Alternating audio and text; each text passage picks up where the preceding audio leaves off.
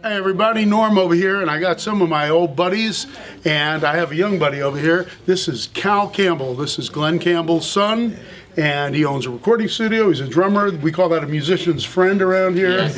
And there's another drummer who's a musician's friend as well. We got Bruce from Foreigner over here. Hey. And then we got Stanley Barons from War. And Stanley and I used to go way back.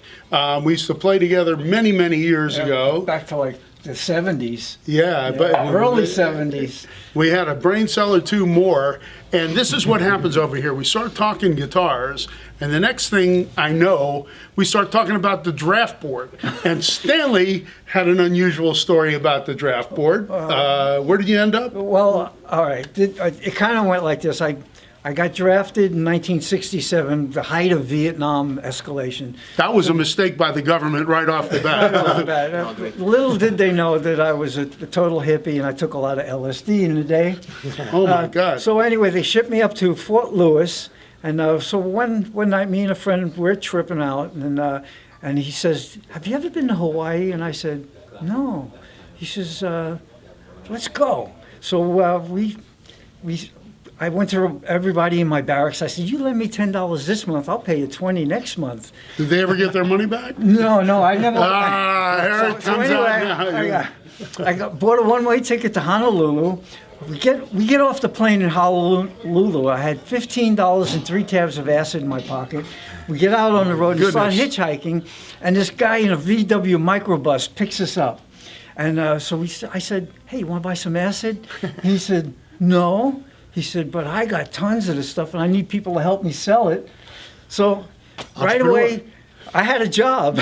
Thanks to the U.S. Army. He had a beautiful house out on the north shore of the island, and then what happened was, I met these guys from the band called the Blue Cheer, and so I ended up moving in with these guys from the Blue Cheer. Now they had the Osley that was made by Stanley Osley, the acid. That was, this started out as a guitar conversation. I just want you to have nothing to do with chemistry class all of a sudden. So anyway, I was living in a house with the Blue Cheer back in the day, and then I when I was on the island, nobody knew me as Stanley. Everybody knew me as Monty, and if they asked me my last name, it was Carlo. So I was alias Monte Carlo. That's Norman's birthday.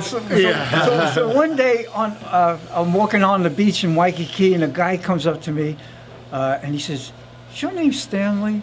And I said, "I haven't heard that name in about 3 months." You owe me $20. Is that right? No, it turns out it was somebody that through the grapevine, my folks found somebody that lived on the island and sent him enough money to send me back to New York.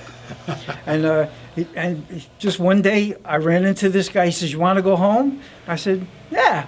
So I went back to New York. I turned myself in. I got court-martialed at Fort Dix, New Jersey. They fined me $85. They sent me to Fort Bragg, North Carolina, and I spent the rest of my time down in Fort Bragg playing in a nightclub called the Pink Pussycat with a blues rock band 6 nights a week. And I got out with an honorable discharge.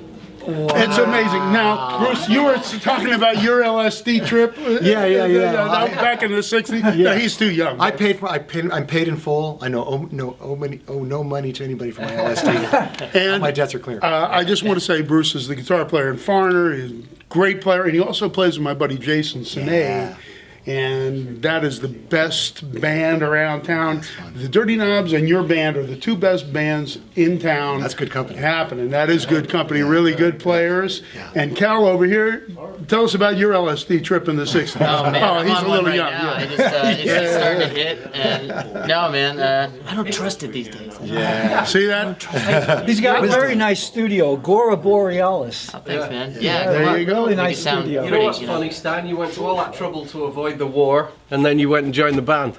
Right? What was that? You went to all that trouble to avoid the war, Yeah, right. and then you went and joined the Yeah, band. right. So that, right. Well, anyhow, Stan, I would like my 20 bucks at this point. You know, You weren't there. well, how do you remember stuff like that? I mean, hey, LSD is might have been mind mine. expanding. You all remember? right. I remember everything. all right. Well, anyhow, I'm sorry for this, guys, but it started out we were talking about guitars, and then Stan interjected with this thing, and look where we're at. You know, but I got some great guys in here. It's a good hang. Everybody comes in, has a good time at Norm's Rare Guitars, and sometimes we actually do guitar business around here, and sometimes we just sit here talking about nonsense, but we love it.